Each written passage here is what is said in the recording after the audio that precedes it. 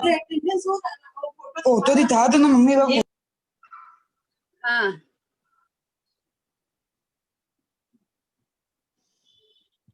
चालू चालू करो आज लक्ष्मी भाई।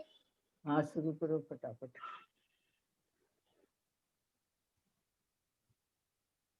हेलो 2 मिनट वेट करो कि स्टार्ट करूं? हाँ फेसबुक लाइव चालू कर दियो। अच्छा ठीक। हाँ आराध्य के श्री चरणों में भाव भरा बंधन। उपस्थित परामर्शिका जी, संरक्षिका जी, अध्यक्षा जी, सभी से मेरा सादर जय जिनेन्द्र। आज के हमारे प्रशिक्षण देने हेतु पधारी डॉक्टर सुनीता जी छाजेड़ श्रावगी को से मेरा सादर जय जिनेन्द्र। गुरुदेव तुलसी की करुणा से, गुरुदेव तुलसी की करुणा से विकास के अभिनव द्वार खिले, विकास के अभिनव द्वार खुले। चरण सदा गतिमान रहे, चरण सदा गतिमान रहे। जय ज्योति चरण की छांव तले, जय ज्योति चरण की छांव तले। मेरी आवाज आ रही है? आ रही है। हाँ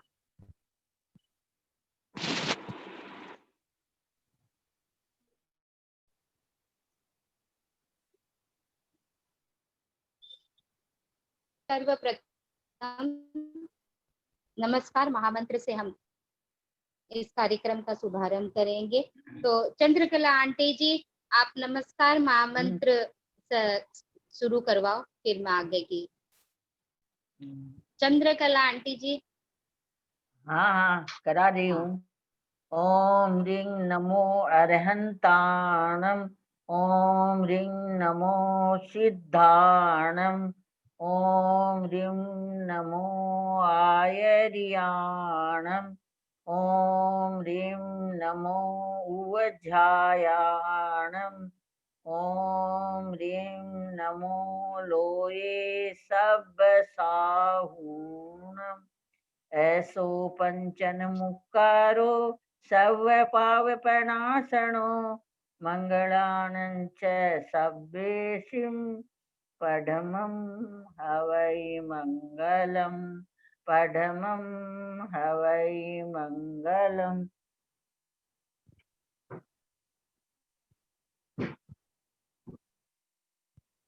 वंदे गुरुवरम वंदे सतीवरम। कोविड-19 महामारी के कारण आजकल हम हमारे सारे काम ऑनलाइन संपादित कर रहे हैं। लॉकडाउन से पहले हमने स्व से शिखर तक के 4 चरण कंप्लीट कर लिए थे। आज का हमारा ये स्व से शिखर तक का 5वां चरण नेशन राष्ट्र को परिलक्षित है। राष्ट्र के प्रति हमारी जिम्मेदारी के को लेकर उसी स्व से शिखर के अंतर्गत आज की जो ये हमारी कार्यशाला है, pain and stress management of menopause in COVID time. COVID time में हम जनरली अपने ऐसे तो साधारण सब समझते हैं कि हमें मास्क यूज करना है, सैनिटाइजर यूज करना।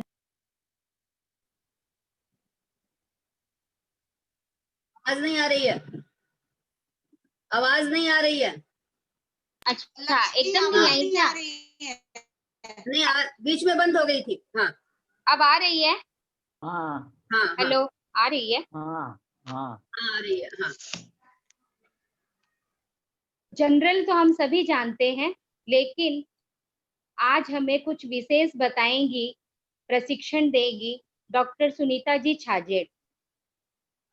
क्योंकि हम जनरल तो सब जानते हैं, लेकिन और जो अनेक मेनोपॉज से रिलेटेड जो भी समस्याएं हैं वे हमें उनके बारे में बताएंगी और उनका समाधान भी देगी। इसलिए बहनों, कोई अगर आपके प्रश्न हैं, आपकी कोई समस्या या जिज्ञासा है तो आप मुझे वह लिख कर दे दे, मैं आपको आपकी वह क्वेश्चन सामने रख दूंगी।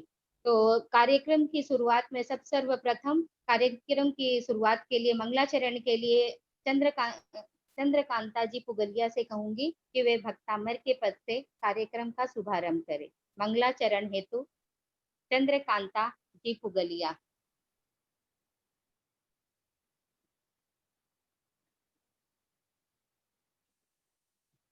वंदे अरहम, वंदे गुरुवरम। सभी से सादर जय जिनेन्द्र।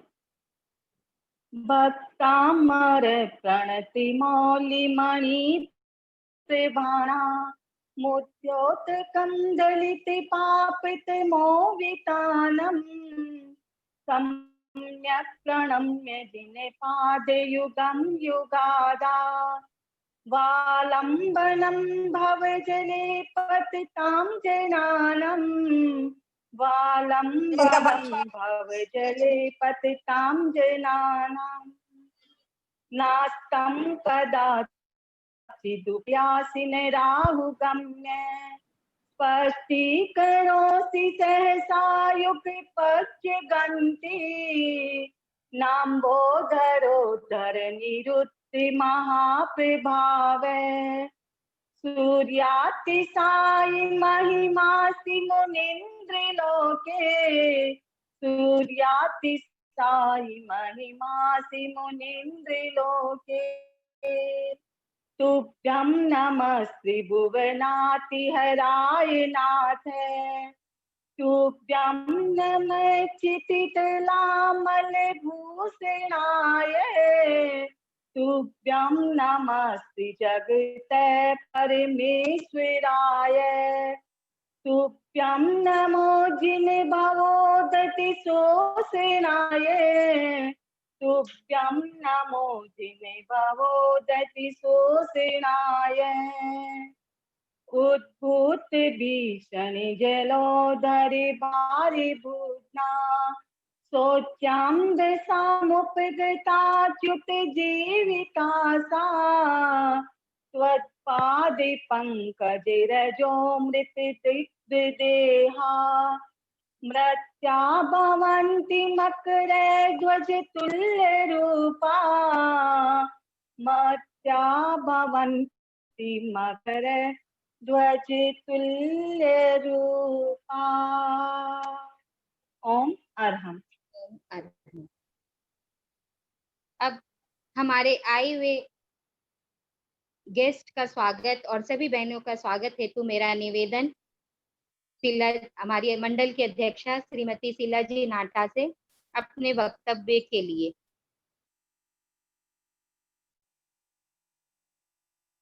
आराध्य के श्री चरणों में भाव भरा वंदन। महातपस्वी आचार्य श्री महाश्रमण जी के श्री चरणों में भाव भरा वंदन। मातृनिधिया असाधारण साध्वी प्रमुखा श्री जी के श्री चरणों में भाव भरा वंदन। हावड़ा में विराजित साध्वी श्री स्वर्ण रेखा जी एवं सभी साध्वी वृंद के श्री चरणों में भाव भरा वंदन। आज के हमारे मुख्य अतिथि, मुख्य वक्ता डॉक्टर श्रीमती सुनीता जी छाजेड़ सराव की, परामर्शिका जी, संरक्षिका जी, मंडल की पदाधिकारी बहनें, सभी सदस्य बहनें एवं जूम के माध्यम से जुड़ी सभी बहनों से मैं सादर जय जिनेन्द्र करती हूँ।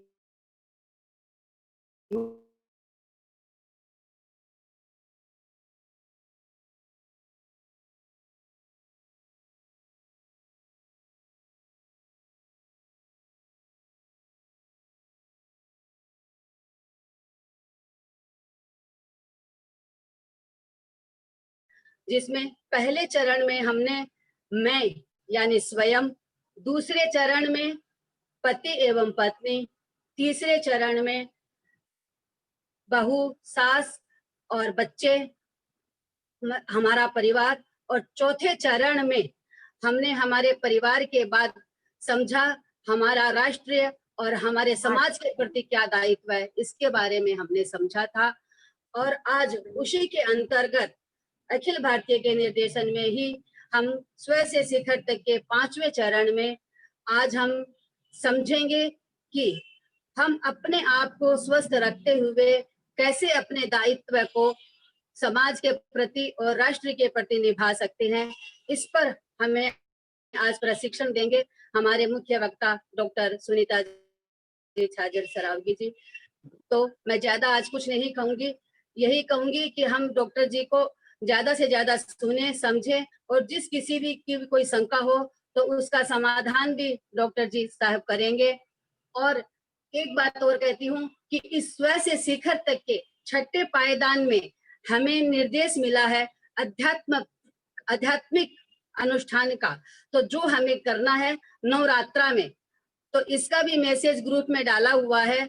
नवरात्रा में जो हमारे गणाधिपति गुरुदेव श्री तुलसी एवं आचार्य श्री महाप्रज्ञ जी द्वारा आध्यात्मिक जप तप और अनुष्ठान का जो हमें निर्देश मिला हुआ है गुरुदेव के द्वारा, तो हम उसको नवरात्रा में करेंगे। इसमें जो भी बहनें अपन भाग ले रही हैं या इस जो अनुष्ठान को कर रही हैं, वे अपना नाम ग्रुप में या लक्ष्मी मंत्री या मुझे किसी को भी लिखवा देवें, जिससे कि हमें आगे संख्या भेजने में सुविधा रहे। तो ज्यादा से ज्यादा इस नवरात्रा के कार्यक्रम में भी बहनें भाग लेंगे। और आज एक बार पुनः मैं इस जूम से जुड़े हुए सभी का एवं हमारे मुख्य वक्ता डॉक्टर जी सुनीता श्रावगी जी का बहुत बहुत स्वागत एवं अभिनंदन करती हूँ। इसी के साथ ओमरम अब हम सुनेंगे डॉक्टर जी को, तो आगे। जैसे कि हमारी जागरूक एवं जिम्मेदार बहनें सभी जानती है कि कोरोना महामारी से हमें अपने आप को, परिवार व समाज एवं राष्ट्र को सुरक्षित रखना है। डॉक्टर के द्वारा बताए गए तरीकों को अपनाते हुए सावधानियों के साथ हमें इस महामारी से सुरक्षित रहते हुए सारे कार्यों को क्रियान्विति देनी है। इसी क्रम में आज हमारे बीच उपस्थित है कोलकाता की श्रीमती डॉक्टर सुनीता जी छाजेड़ श्रावगी। उनका एक संक्षिप्त परिचय मैं आप सबको दे दूं। मधुर मुस्कान की धनी श्रीमती सुनीता जी छाजेड़ स्त्री रोग विशेषज्ञ है। आप MBBS गायनोकोलॉजिस्ट हैं, जो कि 15 साल से प्रैक्टिस में है तथा अभी लास्ट 5 सालों से मेनोपॉजल वुमेन्स पर काम कर रही हैं। महिलाओं की जो आम परेशानी के मेनोपॉज के समय में जो परेशानियों का उनको सामना करना पड़ता है,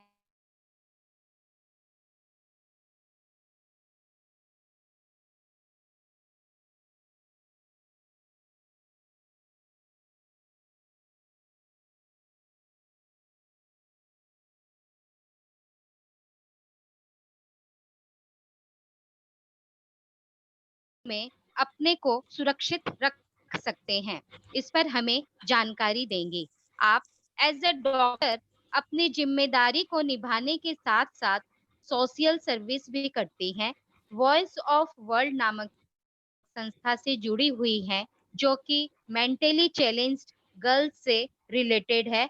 वहाँ ये अपनी सेवाएं दे रही हैं और जरूरत पड़ने पर गायनोकोलॉजिकल कैंप्स का भी आयोजन करती हैं। पारिवारिक सामाजिक दायित्वों का निर्वहन करते हुए आप अपनी अमूल्य सेवाएं एज अ वॉरियर समाज को दे रही है तथा आध्यात्मिक क्षेत्र में भी आप अग्रसर हैं। आपने प्रेक्षा ध्यान को भी अपने जीवन का महत्वपूर्ण अंग बनाया है तथा आसन, प्राणायाम आदि को इस कोरोना टाइम में विशेष महत्व दिया है। आज आप हमें लाइफस्टाइल मॉडिफिकेशन के रहस्यों को भी समझाएंगी। आपने कई सेमिनार्स में प्रशिक्षण दिया है। अभी रिसेंट में आपने सितंबर में बेंगलोर में भी एक सेमिनार इसी मेनोपॉज से रिलेटेड किया था। आज आप हमें बताएंगी कि how to reduce pain and stress management of menopause in COVID time. तो मेरा सादर आमंत्रण डॉक्टर सुनीता जी छाजेड़ से कि वे हमें मेनोपॉज की पूरी जानकारी दे। और हाँ बहनों, अगर आपकी कोई प्रॉब्लम्स है तो उससे संबंधित भी उसका समाधान वो लास्ट 15 मिनट्स में देंगी। आप बताएंगे कि कैसे हम स्वस्थ एवं तनाव मुक्त रह सकते हैं। तो मेरा निवेदन डॉक्टर सुनीता जी छाजेड़ से आपको मैं आमंत्रित करती हूँ। डॉक्टर सुनीता जी छाजेड़। हेलो, नमस्कार जी। सुन पा रहे हैं आप मुझे? हाँ, जय आपका वीडियो ऑन है क्या? हाँ, आवाज आ रही है? हाँ आ रही है आपकी। ठीक है। तो प्रोग्राम शुरू करते हैं। हाँ आचार्य प्रवर महाप्रज्ञ जी के चरणों में मेरा वंदन। मैं गुरुदेव को याद करते मेरे गुरुदेव को याद करके ही मैं ये प्रोग्राम उन्हीं को समर्पित करती हूँ। और गुरुवर महाश्रमण और साध्वी प्रमुखा श्री जी के को मेरा आत्मीय वंदन। आप सभी फ्रेंड्स को मेरा भाव भरा आत्म नमस्ते। आज आप सब देख पा रही हैं पेन और stress management of menopausal women. Menopause और पेरी मेनोपॉज ये हमारे महिलाओं के जीवन काल का बहुत बड़ा परिवर्तन है। मेनोपॉज की अवस्था, पेरी मेनोपॉज और मेनोपॉज की अवस्था अचीव करने में एक महिला को कितनी समझदारी से काम लेना पड़ता है और स्टेबिलिटी से कितना अपना जीवन निर्वाह करते आ रही है, वो पता इस पीरियड में पूरा उसे चल जाता है। मेनोपॉज उसका आखिरी एग्जाम है समझ लीजिए। तो हम मेनोपॉज और पेरी मेनोपॉज मेनली इस पर आज स्ट्रेस देके जानेंगे और साथ में थोड़ा प्रेग्नेंट महिलाओं के बारे में भी बात करेंगे। ये समय पेंडेमिक का है और पेंडेमिक की से पूरी दुनिया ही जूझे जा रही है और सारी दुनिया ही एक अजीब तरह की असमंजस परिस्थिति में है। इसका कोई अभी निदान आया नहीं है, पर हम अपनी जागरूकता से इसे हराना है। जागरूक लाइफस्टाइल अगर अपनाएं तो ये बहुत आसानी से ये समय हम पास कर सकते हैं। समाज में जागरूकता को जितना हम फैला सकें, और एक समाज में, एक घर में मेन पिलर महिला है। अगर महिला स्वस्थ है तो एक स्वस्थ समाज का निर्माण अपना योगदान दे सकती है। जब वो महिला अपने आप के प्रति जागरूक नहीं होगी, जब तक नारी शक्ति का उत्थान नहीं हो सकता। हर महिला को अपने आप के प्रति जागरूक होना होगा, तब वो अपने कार्यों का निर्वाह अच्छे तरीके से, तौर तरीके से कर पाएगी। जब शरीर स्वस्थ होगा तो हम एक स्वस्थ सुंदर समाज का निर्माण कर सकते हैं। अब हम यहाँ पर इस क्लिप में देखेंगे कि एक महिला की जिंदगी में कितने उतार चढ़ाव, बचपन से लेके कम से कम 7 to 8 टाइम्स चेंजेस आ रहे हैं। तो ये सारे चेंजेस का जो मेन रीजन है वो हार्मोन्स है। हार्मोन्स की वजह से ही सारी की सारी एक क्रिया है जो संपन्न होती है। हमारे जैसे भाव होंगे उन्हीं का प्रभाव हमारे जीवन पे पड़ता है। हमारे भाव अगर स्टेबल है, आवेशों से भरे नहीं है, तो हम एक सुंदर जीवन का निर्माण कर सकते हैं। और वो भाव की स्टेबिलिटी बनाए रखने के लिए हमें आध्यात्म से जुड़ना ही होगा। मैं आध्यात्म की बात से शुरू इसलिए कर रही हूँ कि आपका समझना ये आसान हो जाएगा कि आध्यात्म से हम अपने भावों को कंट्रोल करके हम अपने जीवन विज्ञान में हार्मोन साइकिल को कैसे कंट्रोल कर सकते हैं और एक सुंदर जीवन जी सकते हैं। इस पैंडेमिक के समय में जहाँ स्ट्रेस से पूरी दुनिया जूझ रही है, जहाँ डिप्रेशन के शिकार प्राय पूरी मानवता हो चुकी है, उस समय हमारे जैन धर्म में महाप्रज्ञ जी ने इतने सुंदर तरीके से प्रेक्षा ध्यान और ये भावों को नियंत्रण करने की कला बताई है, जिसे अपनाकर हम अपने जीवन को और पूरे समाज को, क्या पूरे विश्व को हम अपना योगदान दे रहे हैं। आज सब ये लाइफस्टाइल अपना के समाज में अपने आप को एक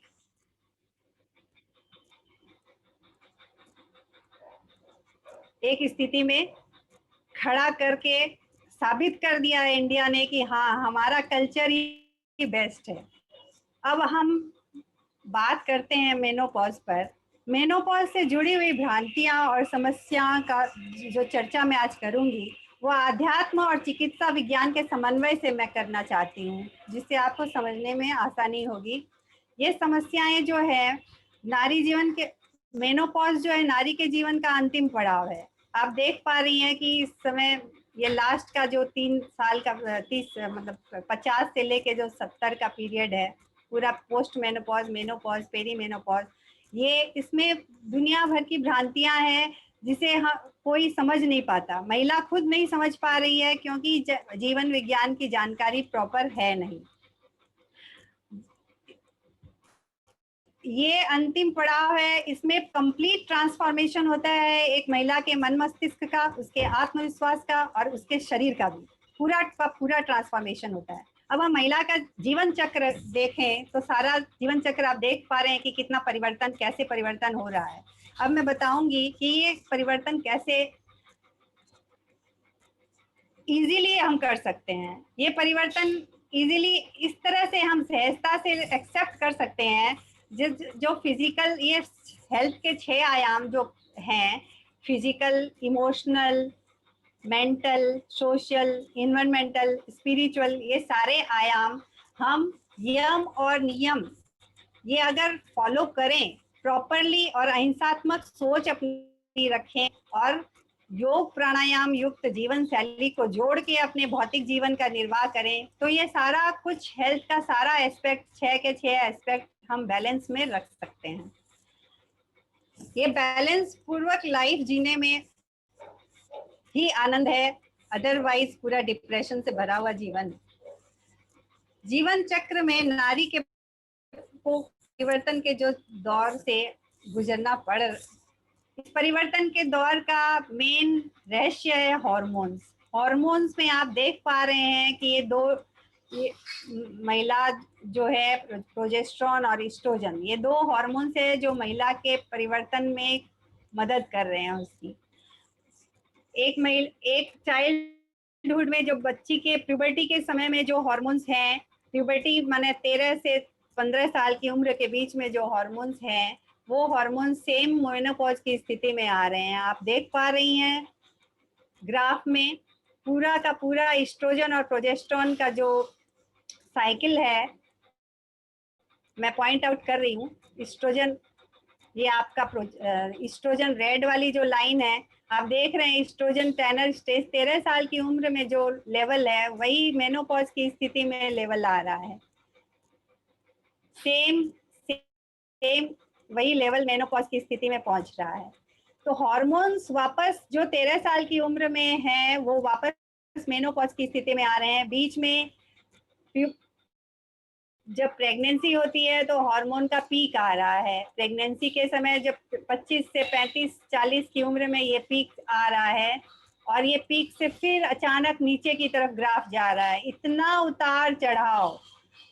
उतार चढ़ाव एक महिला को अपने जीवन में झेलना पड़ रहा है। प्रोजेस्टेरोन का देखें तो प्रोजेस्टेरोन का ये जो बैलेंस सिक्रीशन है, यहाँ पर ग्राफ आप देख पा रही हैं, तो ग्राफ में यहाँ से प्रोजेस्टेरोन का लेवल काफ़ी ज़्यादा है टेनर स्टेज में, चाइल्डहुड स्टेज में। जो ग्राफ बार बार ऊपर नीचे, ये सारे भावों से, जितने भाव हमारे स्टेबल होंगे तो ये उतार चढ़ाव उतने ही स्टेबल होंगे, नहीं तो ये उतार चढ़ाव शरीर में फाइब्रॉइड, दुनिया भर के सारे जो रोग है, स्त्री रोग, वो सारे के सारे होने का रीज़न ये हार्मोन्स है।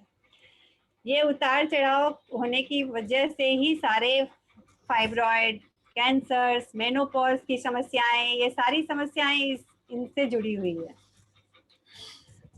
अब ये जो 13 से 45 की उम्र है, इसी के बीच में ये सारे चेंजेस हो रहे हैं। 13 से लेके 45 की उम्र में ये हार्मोन्स ने सारा एक महिला को उसके माया जाल में जकड़ रखा है।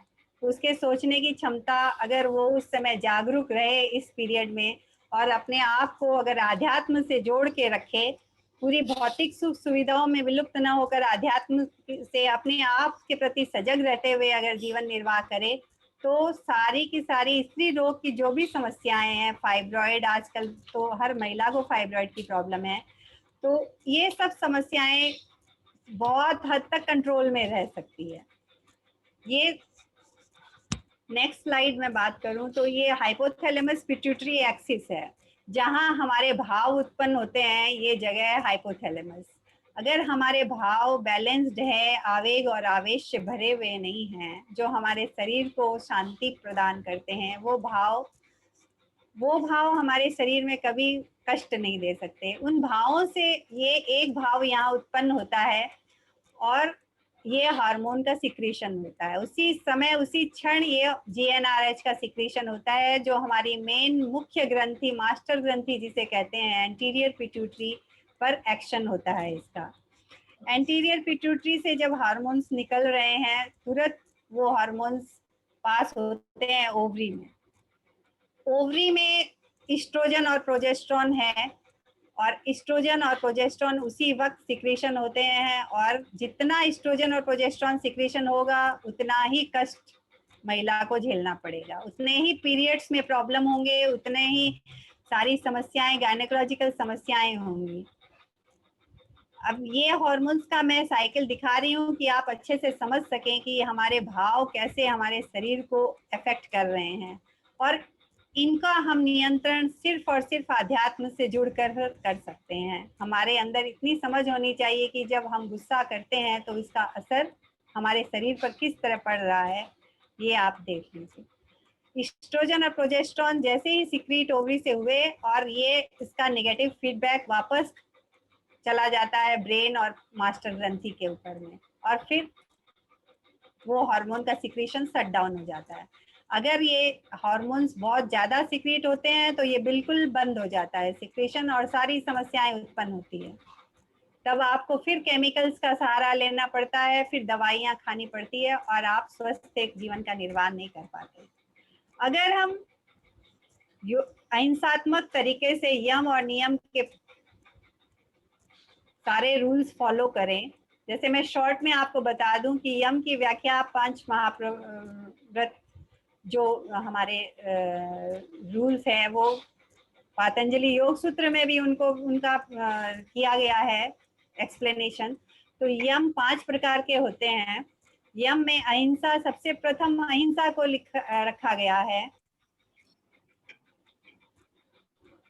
सबसे सर्वप्रथम अहिंसा को यम के नियमों में रखा गया है। उसके बाद सत्य है, उसके बाद अस्तेय है, उसके बाद ब्रह्मचर्य है, फिर अपरिग्रह है। ये पांचों से आप भली भांति अवगत हैं। अगर हम अपने बच्चों के संस्कार, अगर हम यम को और नियमों को फॉलो अपने बच्चों में संस्कार डालें तो उनका जीवन आने वाले भविष्य में बहुत ही स्टेबल हो सकता है, और वो एक स्वस्थ सुंदर समाज के निर्माण में अपना अच्छा योगदान दे सकते हैं। तो जब हम इस चीज़ से पूरे अवगत होंगे तो हम अपने संस्कार अपने बच्चों तक ट्रांसफ़र कर पाएंगे, उन्हें कुछ दे पाएंगे। तो हम सब नारी शक्ति को इस बात अपने आप के प्रति सजग रहते हुए अपनी सारी जो दिनचर्या है, लाइफस्टाइल है, उसे परिवर्तन करना होगा। और बहुत लोगों ने तो कर ही दिया है, इस पेंडेमिक ने करवा ही दिया है, और बहुतों ने तो अपने जीवन में काफ़ी स्ट्रेंजफुल परिवर्तन किया है। तो ये खुशी है कि आने वाला समाज, हम होप कर रहे हैं कि ये बहुत ही ज़्यादा अपना योगदान देश के विकास में कर सकेगा, और जैन धर्म उसमें सबसे अग्रणी ही रहेगा। ये हमारे प्रभु का, आचार्य वर्ग का आशीर्वाद ही है। अब पेंडेमिक के समय की बात करें तो लो वाइब्रेशन के रीजन क्या है? हमारी प्राण ऊर्जा को हमें ऊपर रखना होगा। प्राण ऊर्जा जब तक हम विकसित नहीं करेंगे तब तक हम डिप्रेशन के शिकार ही रहेंगे। डिप्रेशन, पेंडेमिक में हमें इम्यूनिटी ज़्यादा चाहिए। इम्यूनिटी ज़्यादा होने के लिए प्राण हमारे अच्छे, मतलब उच्च के होने चाहिए, ज़्यादा शक्ति भरा प्राण होना चाहिए। और हमें करना है, जो अगर है तो फिजिकल, और हम अगर हायर वाइब्रेशन में वाइब्रेट कर रहे हैं तो हमें ये चीज़ों से भय नहीं लगेगा। हमें फियरफुल नहीं होना है। हमें न्यूज़ देखने को, और जो चीज़ें निगेटिविटी फैला रही है उसे हम करना होगा। हमें अपने आसपास के वातावरण को अच्छा करते हुए, अपने आसपास के लोगों के साथ समन्वय बैठाते हुए समाज को आगे ले जाना है। हमें फियर को पूरा अपने जीवन से निकाल देना होगा, क्योंकि फियर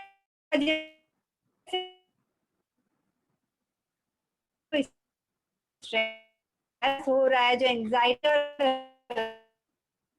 एक की वजह से मेंटल जो डिसऑर्डर है उसकी वजह से सफर हुई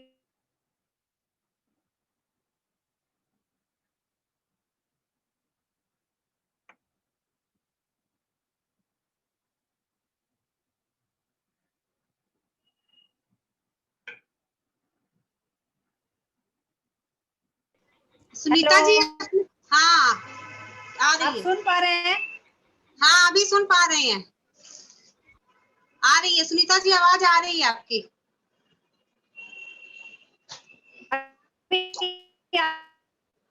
आवाज नहीं आ रही थी मेरी? नहीं, पहले अनम्यूट हो गए, आप म्यूट हो गए थे। हम अगर ज्यादा फटीग, अगर हम ज्यादा सोच रहे हैं, आपको बिल्कुल आवाज आई नहीं क्या मेरी? हेलो, आप म्यूट हो गए थे। आप सुनीता जी पहले म्यूट हो गए थे, जस्ट अभी हुए ही थे। आवाज आ रही थी, अभी नहीं आ रही थी। अच्छा ठीक है। तो आपने कौन सा नहीं देखा? वो वॉइस कट कट के आ रहा है, प्लीज वॉइस कट आवाज कट के आ आ रही रहा है? है। हेलो, हाँ हेलो? सुनीता जी आ रही हेलो? है, यार आपकी आवाज नहीं आ आवाज। रहा है। अभी आ रही है? हेलो, हाँ हाँ आ रही है आपकी हाँ आवाज, जी। अब ठीक है। ये चार्ट आपने समझा है जो मैंने समझाया? हाँ हाँ बता दिया। आवाज आई आपको? हाँ आई। ओके।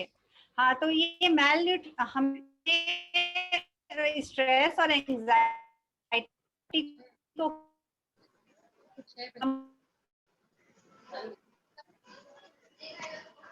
सुनीता जी, आपकी आवाज वापस बंद हो गई है। मैं आ रही 15 में आ रही फियर को घटावा तो आपकी नेटवर्क हेलो? प्रॉब्लम है, उसके रीजन से हो रहा है ये। हाँ, हेलो, आपकी नेटवर्क प्रॉब्लम से हेलो? आपकी आवाज क्रैक कर रही है। अभी आ रही है? हाँ आ रही है प्रॉपर। हाँ, और एक वेल बैलेंस डाइट लेनी होगी, और जो भी चीजें नेगेटिविटी फैला रही है, एक्सट्रीम एंगर, गुस्सा, हेट, ये सब चीजें पर कंट्रोल करना होगा। और स्मोकिंग और अल्कोहल अगर किसी की आदत है तो उसे कंप्लीटली अपने को अवॉइड करना होगा। अभी आ रही है आवाज ना? हाँ, आ रही है, आ रही है। अब कुछ प्लेसेस है जहाँ जाने से हमें अवॉइड करना होगा। जो लो वाइब्रेशन के प्लेसेस हैं वो है हॉस्पिटल्स। जितना कम हमें हॉस्पिटल जाना पड़े उतना अच्छा है। Assistant centres, jail, bars, casinos, ये सारी जगह जो फ्यूनरल और बरियल प्लेसेस है, बेसमेंट या अंडरग्राउंड घर का है जहाँ सूर्य की रोशनी नहीं जाती है, ये सारी जगह लो वाइब्रेशन की जगह है जहाँ हमें जाना अवॉइड करना चाहिए। उसके बाद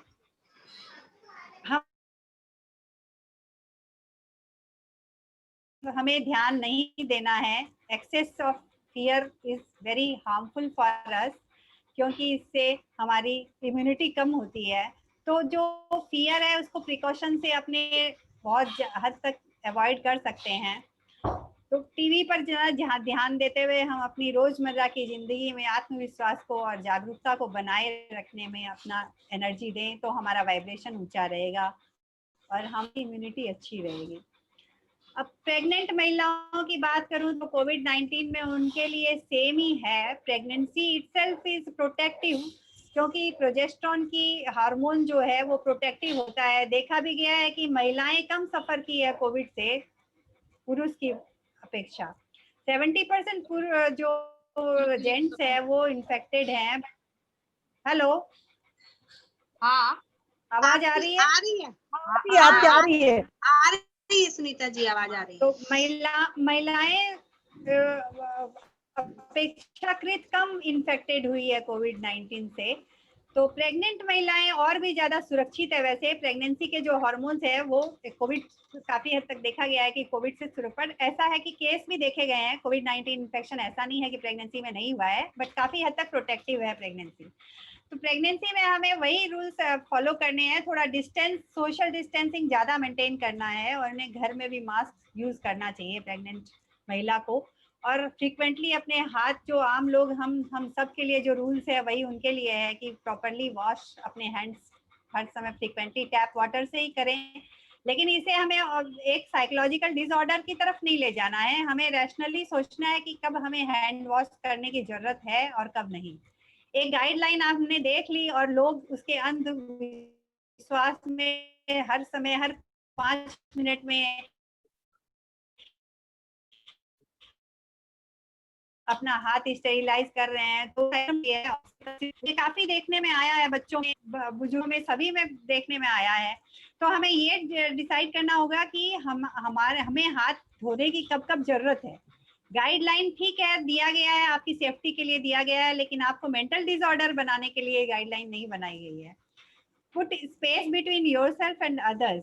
जब आप अपने आप के प्रति जागरूक हैं तो आप ठीक अपना मैनेज कर लेंगी। और एक सोशल डिस्टेंसिंग, आज अगर सेकेंड वेव भी शुरू होती है तो घर में भी सोशल डिस्टेंसिंग थोड़ी बना के रखें तो ज्यादा बेटर है कि एक रूम में आप 3 फीट की दूरी पर बैठें। कफ और स्नीज करें तो बिल्कुल एकदम स्ट्रिक्टली अपना रुमाल या टॉवेल या mask, eyes nose and mouth, बिल्कुल नोज की ये तो आदत छोड़ ही देनी है कि आईज नोज और माउथ को टच करना ही नहीं है। ये आदत बिल्कुल निकाल देनी है। बच्चों को भी यही सिखाना है। और मास्क सबसे ये नॉर्म में है कि मास्क के बिना तो घर से बाहर निकलना है ही नहीं अभी फिलहाल। ये कोविड के रूल्स जो है, हमें रूल्स समझ के इसके फॉलो करने हैं, इसको मेंटल डिसऑर्डर नहीं बनाना है। अब मैं मेनोपॉज पर आती हूँ। तो मेनोपॉज जो है ये कंटिन्यूअस लगातार 12 महीने, अगर किसी महिला का मासिक धर्म या पीरियड्स बंद रहते हैं तो उस कंडीशन को हम मेनोपॉज कह सकते हैं। मेनोपॉज जो है, इसके पहले मेनोपॉज जो है पेरी मेनोपॉज को फॉलो करता है। 40 से 45 की जो उम्र है वो है पेरी मेनोपॉज। और 45 से 55 के बीच में महिलाओं को, इंडियन महिलाओं को कभी भी मेनोपॉज की अवस्था आ सकती है। और जिसमें आइडियल आपके 51 वर्ष है, जहाँ जब तक मेनली बहुत 90% महिलाओं में पीरियड्स चले जाते हैं। अब मेनोपॉज की समस्या जो है ये हर महिला की यूनिक समस्या है। इसमें डिपेंड करता है कि महिला का अपना जो जीवन है, जो 13 से 45 का उम्र है, उसने कैसे पास किया है। जितना हार्मोन्स का अप्स एंड डाउन्स अगर उसकी लाइफ में हुआ है तो मेनोपॉज की समस्या उतनी ही उसे सफर करनी पड़ेगी। तो मेरा निवेदन है कि 13 से 35 साल की जो महिलाएं हैं वो इसे अच्छे से समझे कि हमें अपने जीवन में कितना जागरूक रहने की जरूरत है और हमें कितना आध्यात्म को अपनाने की जरूरत है। क्योंकि इस ग्राफ में उन्होंने देख लिया है कि कितना उतार चढ़ाव हमारे जीवन में हार्मोन्स का हो रहा है और हमें आगे कितना उतार चढ़ाव झेलना है।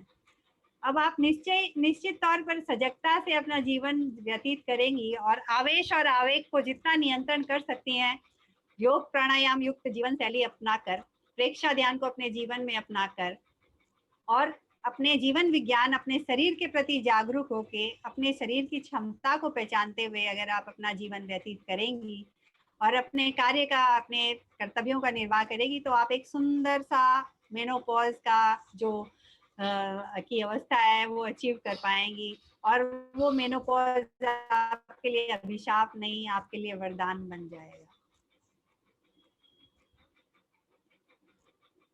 मेनोपॉज के सिम्टम्स अगर मैं डिस्कस करूं, कई महिलाओं में 1% महिलाओं में ये मेनोपॉज की स्थिति 40 के पहले ही आ जाती है, जिसे प्री मेनोपॉज या ओवरी का फेलियर कहते हैं, जिसमें ओवरी फेल हो जाती है, फिर उसको हार्मोन्स के ऊपर रहना पड़ता है।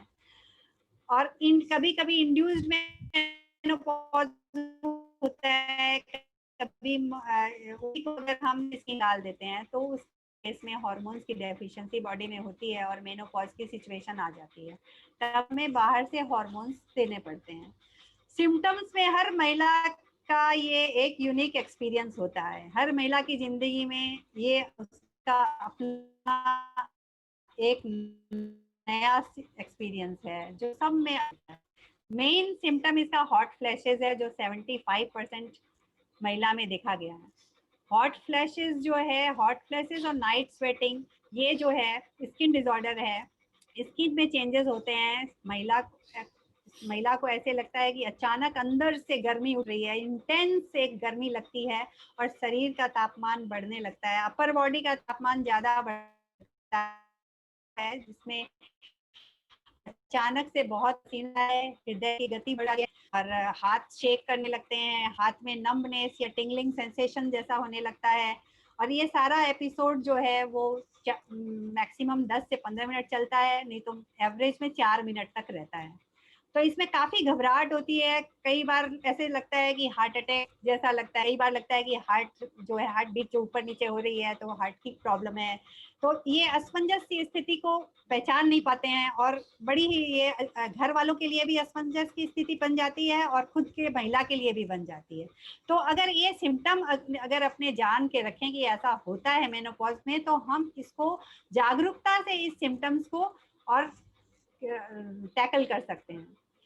जागरूकता ही इसके 50% जो प्रॉब्लम है वो मिटा देती है। बाद बाकी अगर सीवियर है सिम्टम्स तो दवाइयां है, उससे कंट्रोल किया जा सकता है।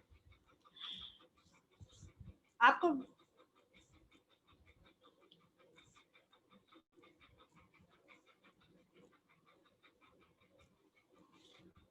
हेलो हेलो, हाँ आवाज आ रही है ना?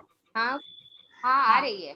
मेन सिम्टम हॉट फ्लैशेस मैंने डिस्कस किया, उसके बाद है जो सिम्टम है वो मूड स्विंग।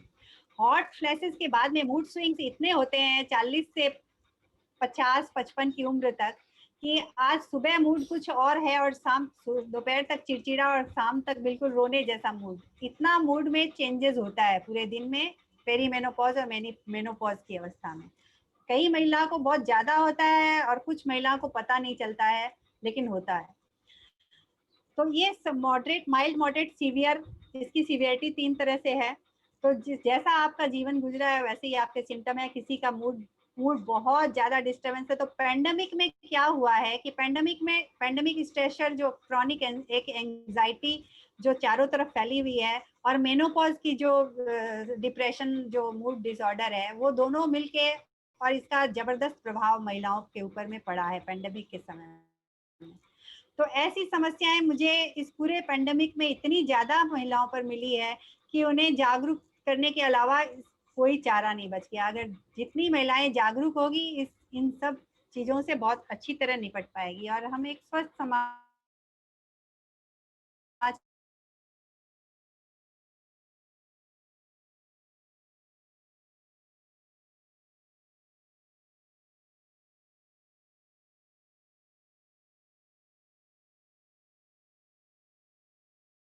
लगता। सेक्स हस्बैंड के साथ भी अनबन रहती है और स्किन पूरी ड्राई होने लगती है, हमारी हड्डियां क्षय होने लगती है, मसल्स भी क्षय होने लगती है और खाना पचता नहीं है, मेटाबॉलिज्म वीक हो जाता है, एक पेशाब रोकने की क्षमता कम हो जाती है। ये सारी प्रॉब्लम्स महिलाओं में 40 के बाद देखने को मिलती है। तो इसमें बहुत सारी समस्याएं तो सिर्फ जागरूकता से हम कंट्रोल कर सकते हैं, माइल्ड टू मॉडरेट, और बाद बाकी हम दवाइयों से इनका निदान कर सकते हैं। तो इसमें डिटर्मिनेंट्स भी है, ऐसा नहीं है कि रिस्क फैक्टर जो हम चेंज कर सकते हैं। ये जेनेटिक और ओवरी, आपके ओवरी का स्टेटस पर भी डिपेंड करता है और आपकी जेनेटिक्स पर भी डिपेंड करता है कि अगर मदर को ऐसा था तो आपको होने के चांसेस भी रहते हैं। डायग्नोसिस में हम FSH लेवल देखते हैं, जिसमें 30 मिली इंटरनेशनल यूनिट अगर FSH लेवल है तो हम उस केस को मेनोपॉज कह सकते हैं। हेलो, हाँ हाँ सुनीता जी। उस केस को हम मेनोपॉज स्टैम्प कर सकते हैं। अब मेनोपॉज में हमें थायराइड हार्मोन की स्थिति को देखना होगा, बहुत जरूरी है। और पेंडेमिक में हमें थायराइड हार्मोन और विटामिन B12 और विटामिन D लेवल ये हमें अपना नॉर्मल रखना ही होगा। ये क्योंकि पेंडेमिक इम्पैक्ट है कोविड-19 का जो फिजिकल और मेंटल हेल्थ पर सबसे ज्यादा पड़ा है। फिजिकल हेल्थ और मेंटल हेल्थ महिलाओं की बहुत ज्यादा सफर हुई है। डिप्रेशन बहुत ज्यादा ट्रिगर इसलिए हुआ है कि इसमें ओवरलोड हो गया है, फिजिकल काम करना ज्यादा पड़ रहा है, रूटीन सबकी चेंज हो गई है, इस रूटीन चेंज के कारण और लॉस ऑफ जॉब के कारण जो एंजाइटी हुई है और इस मेनोपॉज की वजह से जो है तो डबल ओवरलोड हो गया है। इस केस में हमें विटामिन B12 लेवल और विटामिन डी का लेवल बिल्कुल अपना ठीक रखना होगा। समय समय पर इसका टेस्ट करा के अपनी दवाइयाँ, विटामिन B12 का सप्लीमेंट और सनलाइट अपने को लेना होगा। अब आप देख सकती हैं इस डायग्राम में टाइप 2 डायबिटीज जैसे इम्पैक्ट है कोविड का, कि डायबिटीज और हाइपरटेंशन और हार्ट डिजीज या फिर ओबेसिटी वाली महिलाओं को कोविड से सावधान रहने की जरूरत है, क्योंकि कोविड उन लोगों को कॉम्प्लिकेट कर सकता है। कोविड का इन्फेक्शन जो है अगर इन महिलाओं में होता है तो वो सीवियर हो सकता है। ये मैंने दिखाया है। इसलिए लोनलीनेस जो है, सुनीता जी, हाँ जी, स्क्रीन ब्लैंक आ रही है, कुछ भी दिखाई नहीं दे रहा है। कुछ भी नहीं दिखाई दे रहा है। इतने देर से स्क्रीन पे कुछ दिखाई नहीं दे रहा।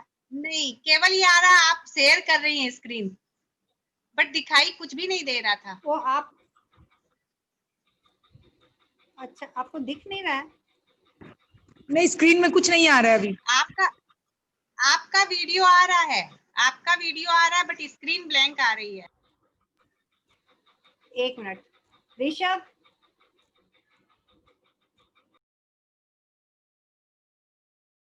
आपका नेटवर्क स्लो है, उस रीजन से हो रहा है वो।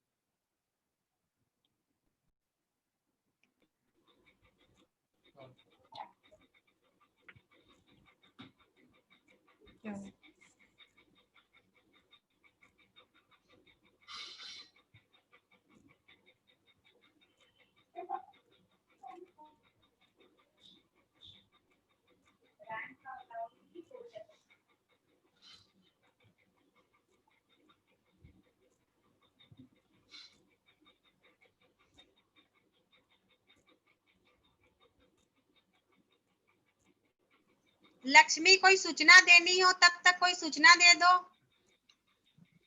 कोई हमारी, जब तक सुनीता जी अपना ठीक कर रही है, कोई सूचना देनी हो तो सूचना दे दो। तो हमारी एक सूचना देनी थी कि स्व से शिखर तक का जो छठा चरण है वह भी हमें अक्टूबर महीने में पूरा करना है, जिसमें 99 का अनुष्ठान नवरात्रा में करना है। डेट आपको मेंशन कर दिया जाएगा मैसेज में। तो जो भी बहनें उसमें भाग लेगी या जो अनुष्ठान करेगी उसमें पूरी विधि दी गई है, तो वह अपना नाम मुझे जरूर से लिखाएं, क्योंकि हमारे यह किया है उसकी हमें रिपोर्ट आगे भेजनी है। इसलिए मेरा सभी बहनों से निवेदन है, आप और आपके आसपास में या आपकी जानकारी में कोई हो जो बहनें ये अनुष्ठान करने वाली है, तो आप उनका नाम जरूर से लिखा दें। और वो नारी लोक प्रश्नोत्तरी जो आ चुकी है, जिसका PDF भी आ गया है, तो वह बहनों को जल्द से जल्द भरनी है।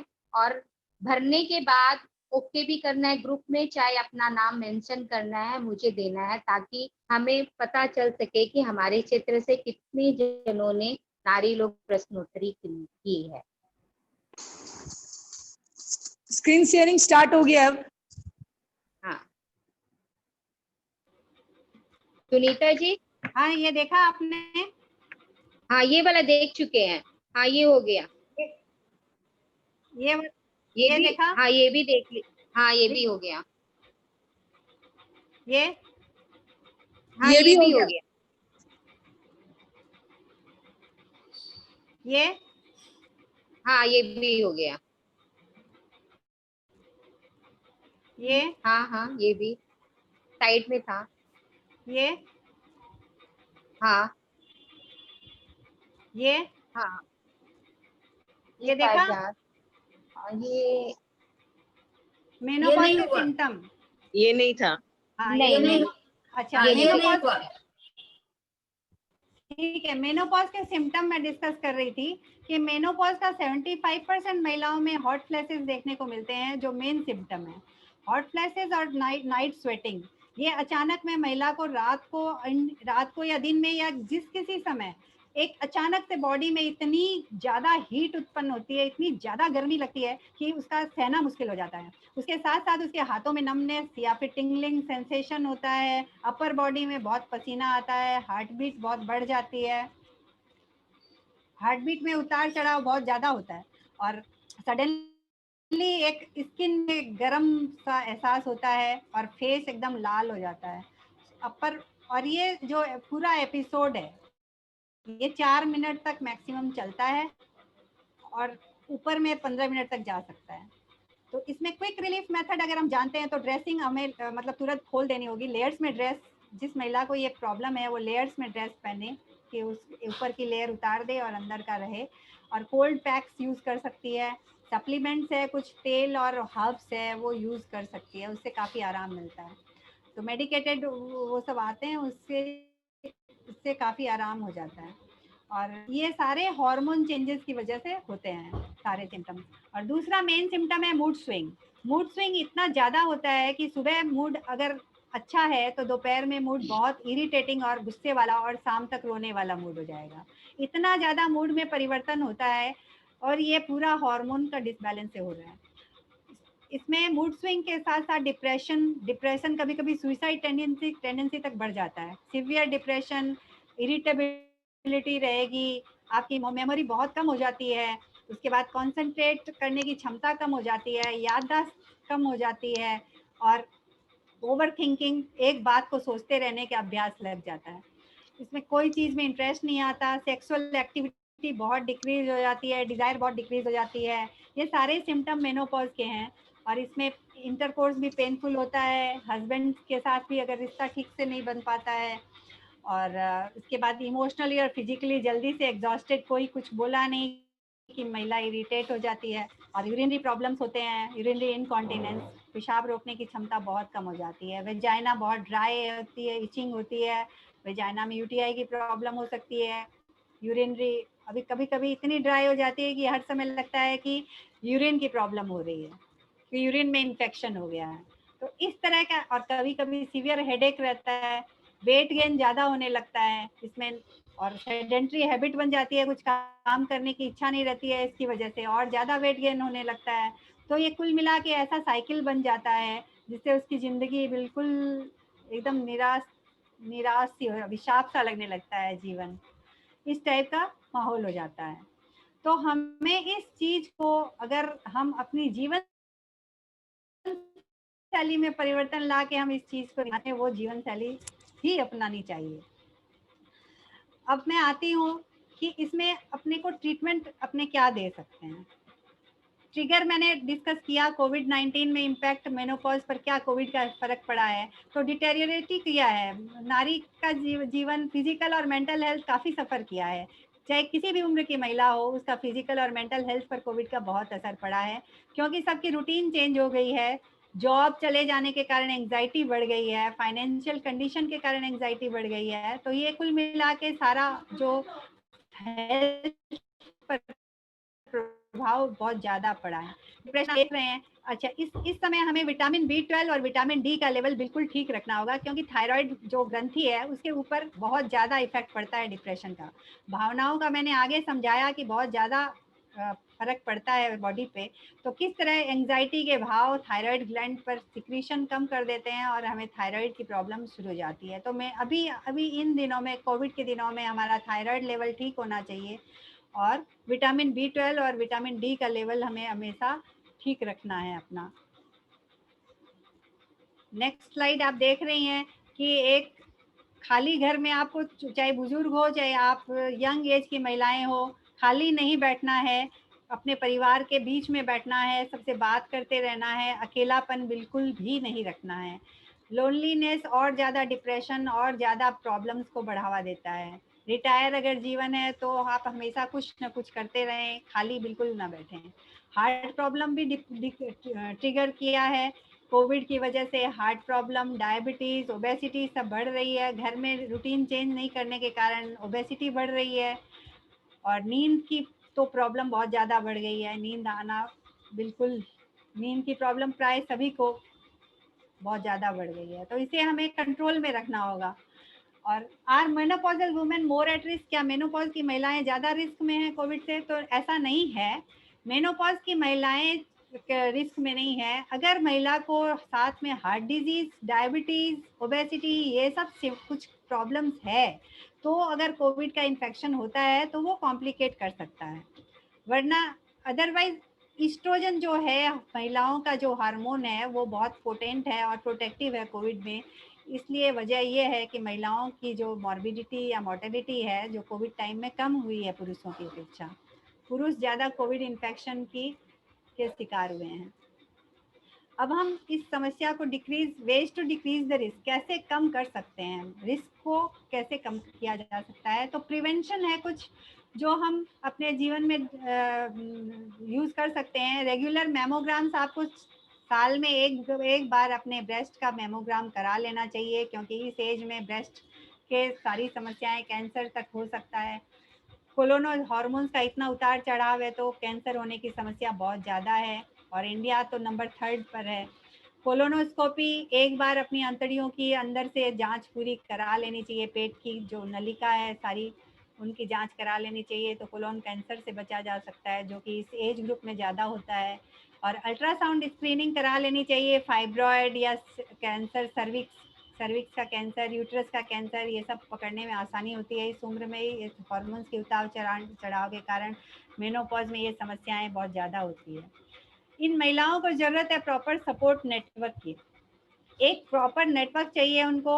एक मेनोपॉज सर्टिफाइड प्रैक्टिशनर या काउंसलर चाहिए, जिससे वो समय समय पर अपना सारा कम्युनिकेट कर सके प्रॉब्लम्स। अब एक अंडरस्टैंडिंग फैमिली के साथ स्पाउस का अंडरस्टैंडिंग होना बहुत ज़रूरी है कि ये ऐसे इस महिला क्यों हो रही है, हमारी वाइफ को ये प्रॉब्लम हो रही है, तो हम उसका सपोर्ट करें, उसका साथ दें, तो ये समस्या कम हो सकती है, उसको मेंटल प्रॉब्लम कम होगी। बच्चे अपने मदर का प्रॉब्लम समझ के उसे प्यार से पेश आए, कंपैशनेट बिहेवियर रहे उसका, महिला का भी अपने प्रति जागरूकता रहे, तो ये समस्या कम हो सकती है। और सपोर्टिव फ्रेंड्स, अपनी समस्याएं हर समय अपने मित्रों के साथ डिस्कस करें, अपना कम्युनिकेशन ठीक रखें अपने दोस्तों के साथ में, तब आपकी समस्या का काफ़ी हद तक निदान हो सकता है। ट्रीटमेंट में HRT मेन ट्रीटमेंट है, हार्मोन रिप्लेसमेंट थेरेपी। इसमें हार्मोन्स हम बाहर से देते हैं, जो हार्मोन्स की ज़रूरत है वो हार्मोन्स देने से काफ़ी हद तक समस्याएं कंट्रोल हो सकती है। ये हॉट फ्लैशेस और नाइट स्वेट्स और बोन ऑस्टियोपोरोसिस, ये सारी समस्याएं एस्ट्रोजन देने से काफ़ी हद तक क्योर हो सकती है। वेजाइनल लुब्रिकेंट्स यूज़ कर सकते हैं अगर सेक्सुअल कुछ प्रॉब्लम है तो। एंटीसाइकोटिक ड्रग्स यूज़ कर सकते हैं अगर आपकी मूड स्विंग्स बहुत ज़्यादा है तो। टिबोलोन यूज़ किया जा सकता है। और स्लीपिंग पिल्स अगर नींद की प्रॉब्लम है तो यूज़ कर सकते हैं। अब लाइफस्टाइल चेंजेस मैं डिटेल में डिस्कस करती हूँ आपसे। लाइफस्टाइल में हम मॉडरेट, माइल्ड टू मॉडरेट जो केसेस है, जो सीवियर केसेस नहीं, सीवियर केसेस में तो HRT जरूरी है। माइल्ड टू मॉडरेट जो केसेस हो रहे हैं उनको हम अपनी लाइफस्टाइल परिवर्तन करके होम रेमेडीज से काफ़ी हद तक कंट्रोल कर सकते हैं। जैसे सबसे पहले अपने आप को कूल रखना है, अपने आप को बिल्कुल शांत रखना है, जिससे आपको योग, प्राणायाम जीवन शैली अपनानी होगी। अहिंसात्मक तरीके से सोच को अपना बदलना होगा कि अब मुझे अपनी बॉडी को कोई नुकसान नहीं पहुंचाना है, मुझे फिट रहना है। ये आत्मविश्वास, ये जागरूकता उसको रखनी है। और अपने आप को कंफर्टेबल रखना है। जिस कपड़ों में आप कंफर्टेबल है, जैसे आप कंफर्टेबल है वैसे आप रहने की चेष्टा करिए, ना कि किसी के कहने पर आप अपना कुछ चेंज करो। आपकी बॉडी को, आपके मन को, आपके शरीर को जो सूट करता है आप उसी में रहो। आप कंफर्टेबल रहने के लिए आपको लूज ड्रेस पहननी चाहिए। अगर हॉट फ्लैशेस ज़्यादा आ रहे हैं तो नाइट टाइम में आपको बिल्कुल लूज ड्रेस पहननी चाहिए। बेडरूम को बिल्कुल कूल रखना चाहिए, लाइट कलर्स रखना चाहिए और हेवी ब्लैंकेट्स को अवॉइड करना होगा। रात के समय में अगर एसी चल रहा है तो हेवी ब्लैंकेट्स फिर भी नहीं यूज करनी है। फिर एक्सरसाइज और वेट मैनेजमेंट, रेगुलर एक्सरसाइज और वेट मैनेजमेंट बहुत बहुत जरूरी है। रेगुलर एक्सरसाइज कोविड पीरियड में जब हम घर में हाउस अरेस्ट होके सब रखे हैं, सारी महिलाएं सारे बच्चे सब हाउस अरेस्ट होके रहे थे, क्वारंटाइन में भी हाउस अरेस्ट होके रहना, लेकिन तो अपने आप की एक आपको रूटीन फिक्स करनी होगी एक, और उस रूटीन से आपको चिपक के बिल्कुल स्टिक होके रहना होगा। उस रूटीन को आपको सिंसियरली फॉलो करना होगा, सिर्फ रूटीन बनाने से नहीं होगा, उसको सिंसियरली फॉलो करना होगा। तो आप उस रूटीन से बिल्कुल स्टिक रहिए। एक रूटीन जो आपको जो एक्सरसाइज आप जो कोई एक्सरसाइज आपको सुटेबल हो, चाहे साइकिलिंग हो, चाहे आपके लिए स्विमिंग हो, चाहे आपको वॉकिंग हो, 30 मिनट्स वॉक। अगर वॉक आपको बोरियत लगती है तो आप एक अपना साथी पार्टनर चुन लें, चाहे हस्बैंड हो, चाहे बच्चे हो, चाहे आपके कोई फ्रेंड्स हो, तो आप उनके साथ रेगुलर 30 मिनट्स वॉकिंग आप कर सकती हैं अपने दिनचर्या को। और स्टैटिक साइकिल आप यूज कर सकती हैं। स्टैटिक साइकिल से आपको 15 to 20 मिनट साइकिलिंग करना ही करना है। अगर आपको जो एक्सरसाइज सूट करती है आप अपनी बॉडी के अनुसार, अपने मूड के अनुसार चयन करें, न कि डॉक्टर ने बताया स्विमिंग करना है तो स्विमिंग नहीं आता है तो हम क्या करें। तो ऐसा नहीं है, आपकी बॉडी को क्या सूट करता है आप उस एक्सरसाइज को आपको करना है, लेकिन आपको एक्सरसाइज जरूर करनी है। चाहे, और एक्सरसाइज करने के पहले आप ऐसे भी कर सकती हैं, मेरी राय है कि आप चारों तरह की जीवन शैली अपनाइए। आप 1 घंटा अपने आप को अगर लगातार नहीं दे पा रही हैं तो आप 15-20 मिनट्स करके दिन में 3-4 बार डिवाइड करिए उसको। एक बार आप वार्म अप अच्छे से स्ट्रेचिंग और वार्म अप कर लिए, फिर प्राणायाम कर लिया 15 मिनट, तो आपको आधा घंटा सुबह में टाइम मिला। और फिर आपको शाम को आप योग क्रियाएं सीख लें, कुछ आप अपने मंत्र उपचार करती हैं तो वो कर लें। तो आपका ऐसे आपको अगर टाइम निकाल के अपने लिए टाइम निकालना होगा, तब आपकी मानसिकता अपने लिए बहुत अच्छी रहेगी। तब मेंटल प्रॉब्लम्स भी काफी हद तक आपके रिलीफ होंगे, सिर्फ दवाइयों से काम नहीं बनेगा। अच्छा, वेट मैनेजमेंट के लिए आपको कुछ चीजें अवॉइड करनी होगी और कुछ चीजें आपको अपने जीवन में अपनानी होगी। अवॉइड करने में आपको व्हाइट शुगर बिल्कुल हटा देनी है। जैगरी जो ज्यादा कार्ब्स देती है, ज्यादा कैलोरीज देती है, उसे आपको अवॉइड करना होगा। ब्राउन शुगर आपको अवॉइड करना होगा। आपको डेजर्ट से अवॉइड करने चाहिए। अगर आप कैलोरी उतना बर्न नहीं कर पा रही हैं तो आपको डेजर्ट्स नाश्ते में या खाने में नहीं लेने चाहिए, सीधा मेन कोर्स पे ही आना चाहिए। डेजर्ट से आपको कैलोरीज, जो मेनोपॉज में कैलोरीज आपको 400 से 600 घटानी होगी, तब आप अपना वेट ठीक रख पाओगे। नॉर्मल आप एक आम आदमी का कैलोरी जो है, एक आम 35 साल की महिला का जो कैलोरी है वो 1600 कैलोरी रिक्वायरमेंट है। तो मेनोपॉज में आप के समय आपको 1200 कैलोरी बहुत है। और इसको भी आप 5 बार डिवाइड करके खाएं तो आपका पाचन अच्छा होगा, पाचन शक्ति भी बनी रहेगी और आपका मूड भी ठीक रहेगा। अब मेनोपॉज, योग प्राणायाम जीवन शैली, आप अपना योगा, मेडिटेशन, सांस की प्रक्रिया, अनुलोम विलोम एक्सरसाइजेस, ये सारी चीजें अपनी प्राण वायु को उच्च रखने के लिए बहुत जरूरी है। ब्रीदिंग एक्सरसाइज 15 मिनट्स, अनुलोम विलोम, भस्त्रिका प्राणायाम, ये सारे प्राणायाम आप अगर मॉर्निंग टाइम में प्राणायाम, अगर आपकी एक्सरसाइज की बॉडी अगर फिट नहीं है, अगर अहिंसात्मक सोच से आपकी एक्सरसाइज आप नहीं कर पा रही हैं, रूटीन में नहीं ला पा रही हैं, तो आप योग प्राणायाम पहले ट्राई कर सकती हैं। योग प्राणायाम जब आपका अच्छा बॉडी एक्सेप्ट करने लग जाए तब आप एक्सरसाइज शुरू कर सकते हैं। एक्सरसाइज करने के लिए बॉडी को प्रिपेयर करना जरूरी है, मेंटली और फिजिकली। आपको अपने आप की कैपेसिटी को समझना होगा कि मेरी कितनी कैपेसिटी है, और बड़े प्यार से अपनी बॉडी के साथ काम पेश आना होगा, तब आपकी बॉडी से एक्सरसाइज को झेल पाएगी। नहीं तो आप 2 दिन करोगे और तीसरे दिन मसल स्पैज़म होगा और आप बंद कर दोगे। तो पहले आप योग प्राणायाम अपनाइए। प्राणायाम करते करते फिर शरीर में जब ऊर्जा अच्छी आ जाए तो आप एक्सरसाइज पे आइए। फिर एक्सरसाइज आप डिसाइड करिए कि आपको क्या क्या करना है, आपकी क्षमता कितनी है, उस हिसाब से उस चीज को आप पकड़िए और स्टिक रहिए उस पर। सन बाय विटामिन D3 बहुत जरूरी है, और पेंडेमिक के समय भी विटामिन D3 बहुत जरूरी है। कहा गया है कि विटामिन D3 लेवल ठीक होने से कोविड का इन्फेक्शन कम होता है। तो हमें रोज मैं कहती हूँ कि 15 से 20 मिनट आपको एनी टाइम आप सन के नीचे जाएं, छत पर जाएं, खुले में जाएं और धूप लें। कोई किसी भी समय की धूप ली जा सकती है, जरूरी नहीं है कि आपको सुबह ही धूप खाने के लिए निकलना होगा, लेकिन आपको 15 से 20 मिनट दिन में धूप लेना जरूरी है। तो वापस मैं आती हूँ, वेट मैनेजमेंट और रेगुलर एक्सरसाइजेस, ये आपने सीखा। एक्सरसाइजेस मैंने कहा कि आप पहले से फिक्स कर लो आपको क्या करना है। प्राणायाम, योग प्राणायाम दोनों, आप पहले प्राणायाम करो और फिर उसके बाद धीरे धीरे 10 दिन करने के बाद धीरे धीरे योग अपनाओ। योग में आपको स्ट्रेचिंग, सबसे पहले वार्म अप और स्ट्रेचिंग करना चाहिए, और स्ट्रेचिंग के बाद आप कोई भी मुद्रा, कोई भी आसन जो आप सीख रहे हैं, जो आपके लिए ज़रूरी है, वो आप कर सकती हैं। वेट, आपको अपना बॉडी वेट फिक्स रखना है, BMI फिक्स रखना है। आपकी हाइट के हिसाब से आपका बॉडी वेट आपको मैनेज करना होगा। आप अपनी हाइट लीजिए और फिर उसके बाद वेट लीजिए। आपका वेट कितना ज़्यादा है हाइट से प्रोपोर्शनेटली, उसके हिसाब से अपना वेट डिसाइड करिए। और डेली की कैलोरी 1200 कैलोरी मेनोपॉजल वुमेन की है, तो आप 1200 कैलोरी से ज़्यादा अगर खाती हैं तो आपको उसी हिसाब से कैलोरी भी बर्न करनी होगी। एस्टेब्लिश न्यू रूटीन, आप इस न्यू रूटीन में आइए। अभी तो वर्चुअल का भी है, आप बाहर नहीं निकल पा रही हो तो वर्चुअल पे अपने फ्रेंड्स के साथ एक्सरसाइजेज, प्राणायाम, ये सब कर सकती हैं। अच्छा, अच्छी नींद मेटाबॉलिज्म के लिए बहुत ज़रूरी है। एक अच्छी नींद से आपका मेटाबॉलिज्म अच्छा रहेगा, इम्यूनिटी अच्छी रहेगी। इस प्रैक्टिस के लिए प्राणायाम बहुत ज़रूरी है।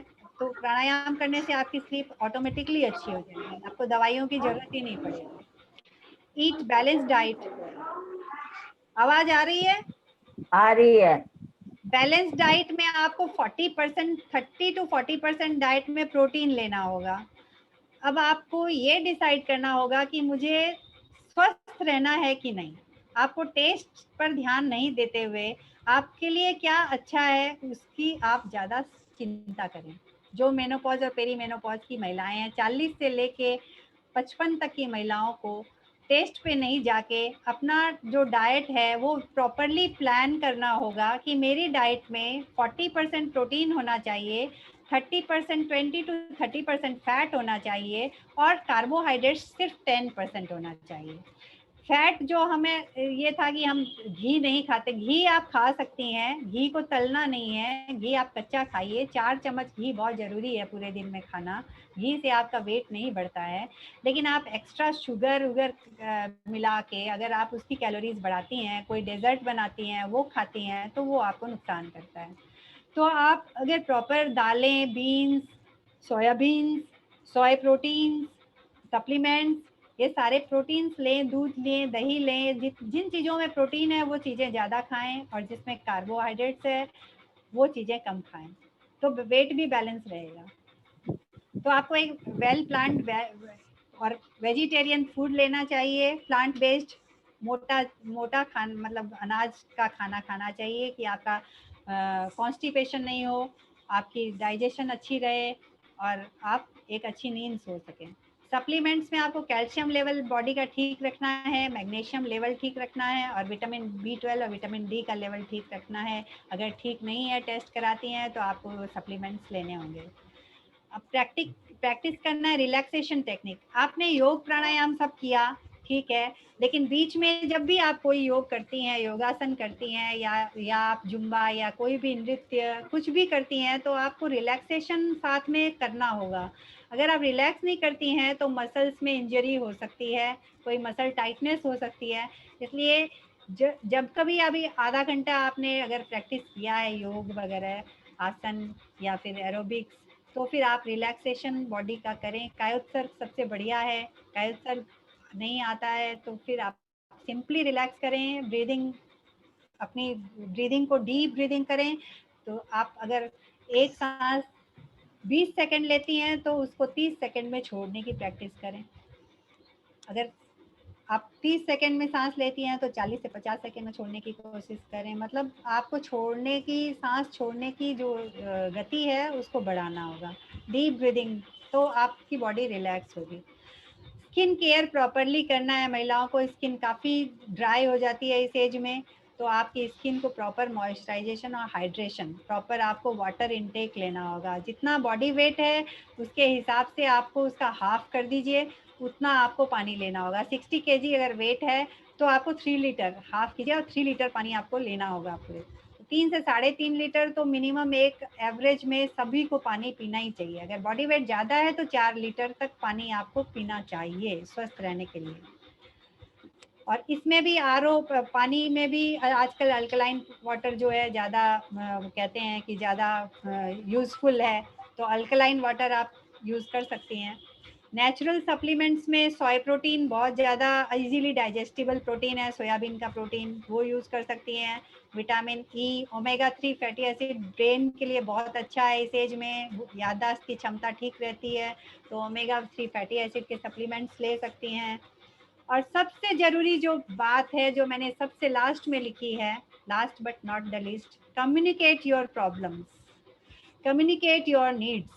आप अपने आप को घर में सबसे लास्ट में मत रखिए, आप अपनी जो ज़रूरतें हैं घर में सबसे पहले रखिए। आपकी ज़रूरतें, आपका हेल्थ, आप मेंटली जब सुखी होंगी तो आपका पूरा घर सुखी और शांत होगा। तो आप अपने आप को अवॉइड करके दूसरों की ज़रूरतों का ख्याल जितने आज तक रखती आई हैं, लेकिन अब इस हैबिट को चेंज करना होगा अपने लिए, अपनी जागरूकता के लिए।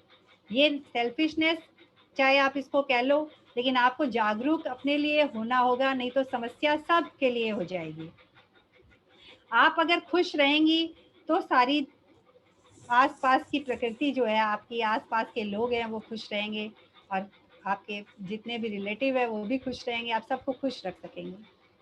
तो सबसे ज़रूरी है आप अपनी नीड्स को कम्युनिकेट करिए, आपकी ज़रूरतों को, आपकी इच्छाओं को महत्व दीजिए और अपनी बात को रखिए। नारी शक्ति जिंदाबाद। नमस्कार जी। हेलो। आप हाँ बोलिए। हाँ, बोलिए मेरा तो सुनीता जी। लाइफस्टाइल चेंजेस हो, मैंने बोल दिया है, अच्छा, तो अब आपके प्रश्न है तो आप ले सकती हैं।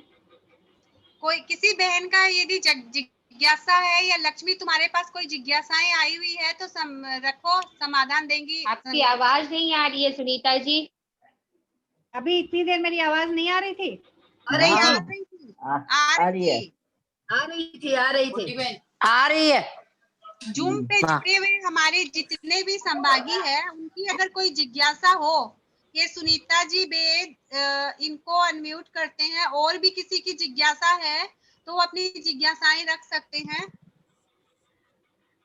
सुनीता जी बेद, आप बोलिए।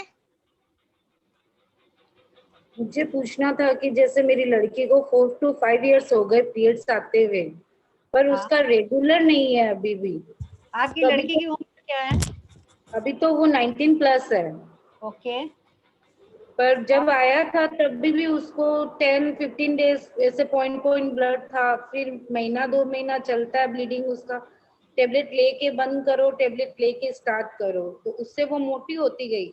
तो वो कोर्स तो हमने बंद कर दिया। अभी क्या है, उसको अपने देखे वो ऑरेंज ग्रे, अभी तो उसको आ वो जाता काला है ब्लू अपने नीचे आप, ऑरेंज ग्रे। 6 महीने में आता है और 2-2 महीना उसकी ब्लीडिंग बंद नहीं होती है। ये सारी या तो हार्मोन्स की वजह से ही है प्रॉब्लम्स। तो इसमें कुछ हार्मोन्स तो एक्सटर्नल सप्लीमेंट्स देने होंगे, रेगुलरली देने होंगे। साल भर, कई बार 1.5 साल लग जाते हैं हार्मोन्स चलाने में, 1.5 साल तक लेना पड़ता है दवाई। और इसके साथ साथ हार्मोन का बैलेंस करना और डाइट को चेंज करना बहुत ज़रूरी है। आपको उसका इंसुलिन लेवल देखना होगा, फास्टिंग और पीपी इंसुलिन देखना होगा, उसका पीसीओएस ओवरी का स्टेटस देखना होगा, पीसीओएस है कि नहीं, पीसीओ है या पीसीओएस है, ये रूल आउट करना होगा। क्योंकि इसमें पीसीओ में कई बार चेंजेस पहले ओवरी में आते हैं, फिर धीरे धीरे पूरे सिस्टम में चेंजेस आते हैं, सारे सिस्टम में आते हैं। जैसे तो उसकी वो सोनोग्राफी, हाँ, सोनोग्राफी में पॉलीसिस्टिक ओवरी को रूल आउट हाँ कर तो ये थी उसमें, उसके एक ओवरी में बोला कि सिस्ट है हाँ, ओवरी तो, के ऊपर। हाँ तो वो सिंगल सिस्ट है कि बहुत सारी सिस्ट है वो देखना होगा। नहीं, सिंगल सिस्ट है। सिंगल सिस्ट है तो वो तो हार्मोन के यूज से चली जाएगी। ठीक है, आपको कंसल्ट करना होगा, इसका इलाज हो सकता है। और ये जो इरेगुलर पीरियड्स हो रहे हैं उसकी जीवन शैली पूरी चेंज करनी होगी, आपकी डाइट चेंज करनी होगी, बहुत जरूरी है। आगे आगे नहीं तो ज्यादा तकलीफ होगी। इनफर्टिलिटी की प्रॉब्लम्स होती है इसमें। और कोई पूछेगा कुछ? Thank you. हेलो। हाँ जी, हेलो। हाँ जी। हाँ, मेरा क्वेश्चन है, मेरी एज 52 ईयर्स, अभी भी पीरियड बराबर मतलब नियम से हो रहा है, कभी थोड़े 2-5 दिन आगे पीछे है, हाँ जी। तो ये सही है या बंद होना जरूरी अगर है? पीरियड्स में आपके कोई प्रॉब्लम नहीं है, आप रेगुलरली आप यूएसजी स्क्रीनिंग, मेमोग्राम ये सब करा रही हैं हर साल, कोई ऐसी बॉडी में तकलीफ नहीं है, तो अभी पीरियड्स आपके गए नहीं है, कोई प्रॉब्लम वाली बात ही नहीं है। नहीं, मेमोग्राम वगैरह नहीं करवाया, सोनोग्राफी कराई थी लास्ट ईयर, तब हाँ, ठीक था, कोई हाँ, प्रॉब्लम नहीं थी तब कोई उसमें। चिंता की कोई बात नहीं। और कभी बीच में 2-3 महीने तक ब्लीडिंग बहुत हुई थी, 4 दिन तक। अच्छा, लेकिन फिर वो नॉर्मल हुआ, कभी कभी थोड़ा बीच बीच में ऐसा होता है, बाकी ठीक अच्छा। है।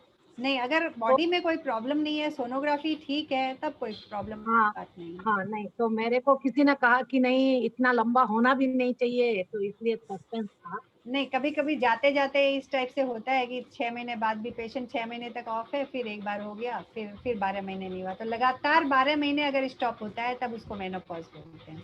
हाँ, तो अभी वो आपका तो, पेरीमेनोपॉज ही चल रहा है।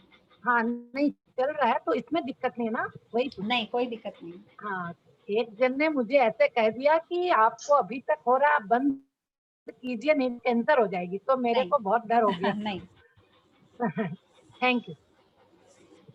सुनीता जी, एक बहन का सवाल है अंजू जी चौरड़िया का कि टॉयलेट ज्यादा होता है, उसके लिए क्या करें, क्या कारण से होता है?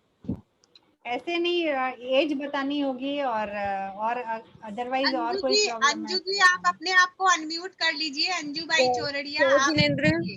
जय जिनेंद्र मेरे जी। क्या है, टॉयलेट ज्यादा होता है और बार बार मतलब हर घंटे 2 घंटे से मेरे को जाना पड़ता है। अगर नहीं जाऊं तो फिर थोड़ा ऐसे लीक हो जाता है। आपकी एज क्या है? मेरी एज है 49। पीरियड्स आपके चले गए? हाँ, पीरियड्स अभी मतलब मेरे 8 महीने से नहीं आ रहे हैं। ओके। बच्चे कितने हैं आपके? 2। नॉर्मल हुए थे कि सिजेरियन है? एक सीजर, एक नॉर्मल। ओके। तो ये जो आपकी प्रॉब्लम हो रही है, ये भी आपके नीचे का जो पोर्शन है, यूरिन रीजन का, यूरेथ्रा का जो रीजन है, वो थोड़ा सा लूज, पेल्विस अपनी लूज हो जाती है। अगर आप योगा वगैरह नहीं अपनाते हो जीवन में, तो हमारी जो नीचे की जो मसल्स होती है, पेरिनियल रीजन की जो मसल्स होती है, वो लूज हो जाती है। और नॉर्मल डिलीवरी जो महिलाएं के होती है उनके तो ज़्यादा लूज हो जाती है, तो पेशाब रोकने की क्षमता और कम हो जाती है। मेनोपॉज में वैसे भी हार्मोन की वजह से कम होती है, और नॉर्मल डिलीवरी होने से और ज़्यादा बढ़ जाती है ये समस्या। तो आपको रेगुलर पेल्विक फ्लोर की एक्सरसाइज करनी होगी। पेल्विक फ्लोर एक्सरसाइज करने से काफ़ी स्ट्रेंथ आएगी उस जगह में। और अगर आपको साथ में इचिंग ड्राइनेस है तो आप यूज कर सकती हैं कुछ मेडिकेशंस, मलम वगैरह यूज कर सकती हैं। इचिंग भी होती है, इचिंग भी होती है। तो आप उसमें यूज कर सकती हैं। ड्राइनेस की वजह से भी कई बार बहुत डिस्कम्फर्ट होता है, तो उससे आप लुब्रिकेंट्स यूज कर सकती हैं। आप कंसल्ट करके और फिर उसके बाद प्रॉपर उसका निदान करिए। ओके। और किसी की जिज्ञासा? और आपका नंबर भी मांगा है किसी ने सुनीता जी, तो आप मेरा अगर नंबर दे उस पर सकते हैं। लिखा हुआ है। एक मेरा क्वेश्चन है। हमारे मैसेज में है नंबर, जो अभी फॉरवर्ड हुआ था ग्रुप में। हाँ बोलिए हेलो। मनीषा भाई। हाँ हाँ, बोलिए। एक मेरा क्वेश्चन है। जय जिनेंद्र। जय जिनेंद्र। मेरी एज 57 है। हाँ जी। मैं अभी फरवरी महीने तक पीरियड हो रही थी, अभी मेरे को पीरियड नहीं आ रहा है। हाँ जी। तो क्या कोई ठीक है या नहीं, क्या है? आपकी एज 59 है? 57। 57। आपके बंद हो गए थे पीरियड्स पहले? नहीं, इतने दिन तक नहीं हुए थे, बीच में 3-4 महीना से होती थी। अभी फरवरी को हुई हूँ, फरवरी के बाद में अभी तक आप नहीं हुआ एक काम कर सकती हैं, आप एक सोनोग्राफी करा लीजिए TVS, और अगर सोनोग्राफी में कुछ प्रॉब्लम आती है, इसकी थिकनेस, इस एंडोमेट्रियम की थिकनेस ज़्यादा होती है, तो आपको एक DNC करा लेनी चाहिए, अगर थिकनेस ज़्यादा होती है तो। नहीं, मेरे को कुछ प्रॉब्लम भी नहीं है अभी। आप मेरी बात समझिए, मेरे को इस एज में अगर 57 की एज में पीरियड्स हो रहे हैं, अभी तक नहीं गए हैं और ऑफ एंड ऑन हो रहे हैं, तो इस चीज को थोड़ा सा अपने मतलब नजरअंदाज नहीं करके इसका इवैल्यूएशन करा लेना चाहिए। तो एक अल्ट्रासाउंड जो TVS करा के इंडोमेट्रियम की थिकनेस देख लेनी चाहिए। एंडोमेट्रियम की थिकनेस अगर 4 मिलीमीटर से कम है तो चिंता की बात नहीं है, अगर 4 मिलीमीटर से ज़्यादा है तो एक DNC करा के बायोप्सी करा सकते हैं, DC बायोप्सी जिसको बोलते हैं। Thank you.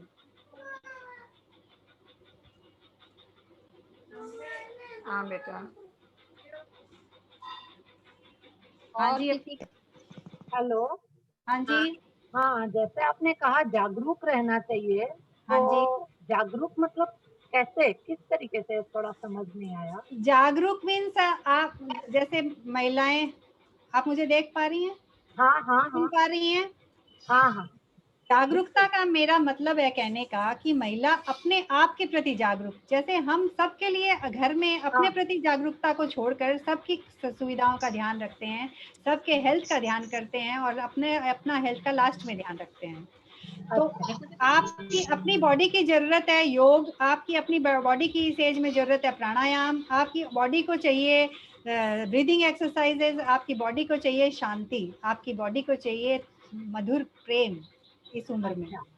तो आप अपने लिए जो चीज आपको चाहिए वो आप उसको नजरअंदाज नहीं करें, नहीं तो आपको समस्याओं से कोई नहीं बचा सकता। हाँ राइट, आप कहने खुद का भी। मतलब जितना ध्यान दूसरों का रखते हैं उसमें अपने को भी हिस्सा, तो अब इस एज में आपको अपना ध्यान और ज्यादा रखना होगा, नहीं तो दूसरों को आपका ध्यान रखना पड़ेगा और दूसरे रखेंगे नहीं तो घर में कलह बढ़ जाएगी। Thank you. सही। हाँ, ये समस्याएं बहुत आई है मेरे पास में। सही सही सही, बिल्कुल सही। Thank you Nanda ji. Thank you. अपने प्रति जागरूकता बहुत जरूरी है। हेलो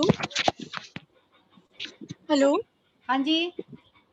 हाँ, मेरी गुड़िया 10 इयर्स की है, हाँ पर वो जी। अभी भी उसको टॉयलेट गद्दे पे आ जाता है रात के टाइम में। ये प्रॉब्लम न्यूरोलॉजिकल कई बार होती है, कई साइकोलॉजिकल होती है, तो इसमें आप पेडियाट्रिक साइकियाट्रिस्ट से सलाह ले सकती हैं, तो काफ़ी हेल्प मिलेगी आपको। Okay, thank you. Hello ma'am. हाँ जी। मेरा नाम कीर्ति है। हाँ हम जी। बोल रहे हैं कि जैसे प्रेगनेंसी टेस्ट पॉजिटिव आया है, बट हाँ जी। कुछ दिन बाद ही I have started bleeding like period. हाँ जी। सो कुछ दिन मतलब कितने वीक्स बाद? जैसे 25 का अगर डेट है नेक्स्ट पीरियड का, तो फोर्थ को मेरा वापस स्टार्ट हो गया। एंड मैंने अल्ट्रासोनोग्राफी भी करवाया है TVS का, तो उसमें अभी तक वैसा कुछ, डॉक्टर मेरी बोली कि वेट फॉर 10 डेज, अगर कुछ हार्ट बीट का इम्प्रूवमेंट दिखता है अच्छा तो इट्स ओके, नहीं तो सफाई करवाना पड़ता है। What does it mean? हाँ, तो बच्चे की आपने पूरा क्लियर नहीं किया कि आपका वीक्स कितना हुआ है। एक्चुअली सोनोग्राफी में कितना वीक्स दिखा रहा है? अगर 5 वीक्स दिखाता है, 5 वीक्स 6 डेज। हाँ, तो 5 वीक्स में हार्ट बीट अच्छे से नहीं आती है। कम से कम अल्ट्रासाउंड है उसके लिए बहुत हाई 4D वाला अल्ट्रासाउंड कराना होगा। 4D वाला अवेलेबल नहीं है हर जगह, इसलिए 3D वाला 2D वाला हो रहा है, तो उसमें हार्ट बीट नहीं आ पाती है। 8 वीक्स में प्रॉपरली आती है। बट ये पीरियड्स होता है क्या फिर? पीरियड्स क्यों हो रहा है? पीरियड्स के लिए आपको प्रोजेस्टेरोन सपोर्ट देना होगा उनको, तो प्रोजेस्टेरोन सपोर्ट देने से पीरियड्स ठीक रहेंगे। पीरियड्स नहीं आना चाहिए, आएगा नहीं। थायराइड लेवल देख सकती हैं अगर थायराइड ज्यादा है तो। ओके कुछ ना कुछ समस्या है तो। अभी आपके बंद है ब्लीडिंग कि हो रहा है? अभी 3 दिन हुए थे, अभी बंद है। 3 दिन, नॉर्मली भी मेरे 3 दिन होते हैं पीरियड। तो वापस आपको अल्ट्रासाउंड फॉलो अप कराना होगा।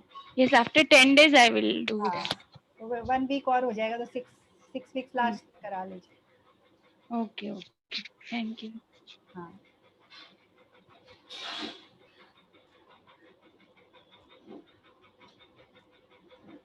बहनों की जिज्ञासाएं हैं या फिर लक्ष्मी आगे का फिर क्या प्रोग्राम है? वैसे अब हमारा प्रोग्राम समापन की ओर है। अगर किसी की और समस्या नहीं है तो हम हमारा कार्यक्रम संपन्नता की ओर ले चलें। आभार ज्ञापित करती हूँ। किसी और बहने की जिज्ञासा है? हाँ तो सुनीता जी। हाँ जी। बस अब हम हमारे कार्यक्रम को संपन्न करें या आप? हाँ, तो मैं आभार ज्ञापन करती हूँ डॉक्टर सुनीता जी छाजेड़ का, जिन्होंने अपना बहुमूल्य समय हमें प्रदान किया और हमारे एक ही कॉल पे आपने इस सेमिनार के लिए स्वीकृति प्रदान की। इसके लिए हम आपका बहुत बहुत आभार ज्ञापित करते हैं और बहनों की समस्याओं का समाधान किया, इसके लिए भी हम बहुत तहे दिल से धन्यवाद करते हैं।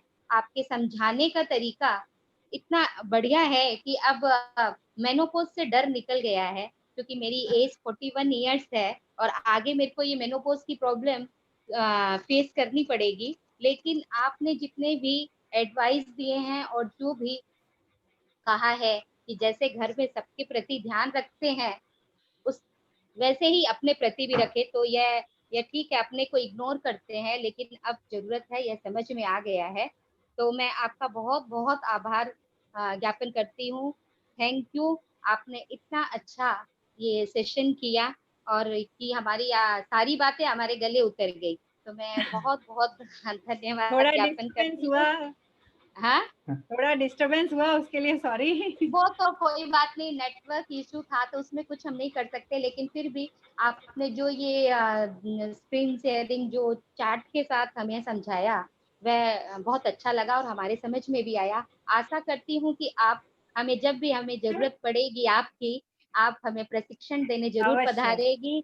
साउथ हावड़ा आपको जरूर याद करेगी। जब यह लॉकडाउन खुलेगा आपको हम सामने से सम्मानित करें, यह हमारी इच्छा थी, लेकिन अभी हम वर्चुअली आपका बहुत सम्मान करते हैं और बहुत बहुत धन्यवाद ज्ञापित करते हैं। स्वस्थ रहें, मस्त रहें। हाँ।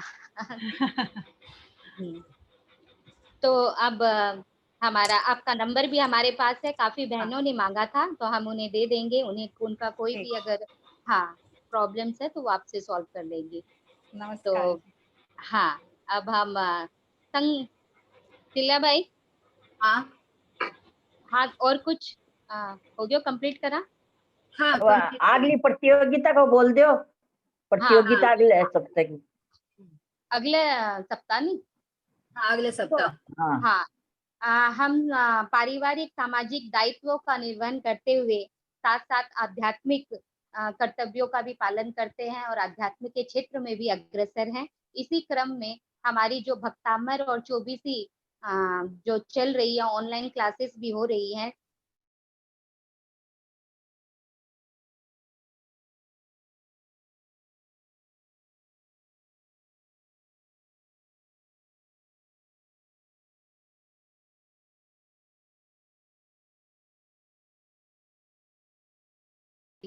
नाम लिखवा देवे मुझे या चंद्रकांता पुगलिया बाई को। और हमारा जो नवरात्र का नवहान्विक अनुष्ठान स्टार्ट होने वाला है, उसकी डेट मैं आपको भेज दूंगी मैसेज में। 17 और जो भी 17 तारीख है। 25। हाँ, 17 तारीख से स्टार्ट हो रहा है और वह 9 दिन का जो अनुष्ठान है उसमें ज्यादा से ज्यादा बहनों को भाग लेना है, क्योंकि घर में हम जब तक हम अध्यात्म से जुड़े हुए रहते हैं, हाँ, हमें मानसिक तनाव को झेलना नहीं पड़ता है। और स्वस्थ शरीर के लिए मानसिक स्वस्थ रहना ज्यादा लाभदायक है, ज्यादा जरूरत है। इसलिए इस नवान्विक अनुष्ठान में आप सभी बहनें जरूर से जरूर इस अनुष्ठान को करें। एकदम सिंपल है और इसका पूरा जो है वह पहले भी भेजा हुआ है ग्रुप में, और जो वो पूरा मैसेज वापस भेज दिया जाएगा। तो बहनें ज्यादा से ज्यादा जुड़े और अपनी सहभागिता दर्ज करे और अपना नाम जरूर लिखा देवे। इसी के साथ ओमरम मंगल पाठ। हाँ, पुष्पा आंटी जी आप है तो हमें मंगल पाठ सुना दीजिए, कार्यक्रम को संपन्न करें। ठीक है। जगता जी हाँ है माँ है, सुना हाँ, रहे हैं। हाँ ठीक है। स्पॉट वीडियो कर दो, हाँ सुना दो। ओम जिंग नमो अर्हंताणं, ओम जिंग नमो लक्ष्मी स्पॉट वीडियो कर दो। ओम जिंग नमो आयर्याणं, ओम जिंग नमो उवज्जायाणं, ओम जिंग नमो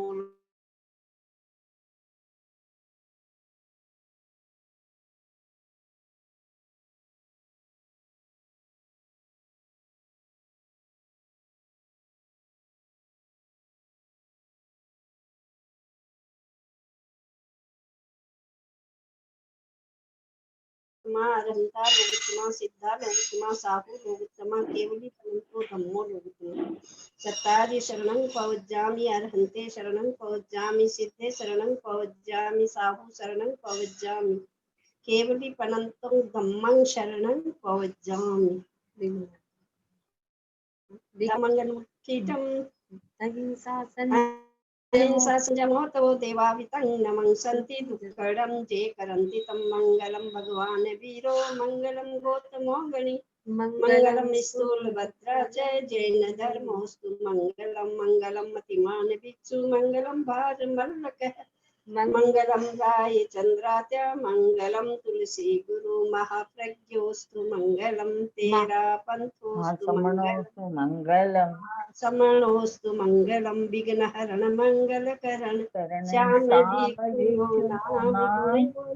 लख समरण किया सरे अचिंत्य सरे अचिंत्य काम सरे अचिंत्य काम। ओम अरम। तो सुनीता जी एक बार फिर से आपका आभार ज्ञापन करती हूँ। और हमारे कार्यक्रम को यहीं संपन्न करती हूँ। सभी बहनों से एक बार खमत खावना करती हूँ। अगर मेरे संचालन में कोई त्रुटि हुई हो तो मैं खमत खावना करती हूँ सभी से। सभी बहनों से जय जिनेंद्र।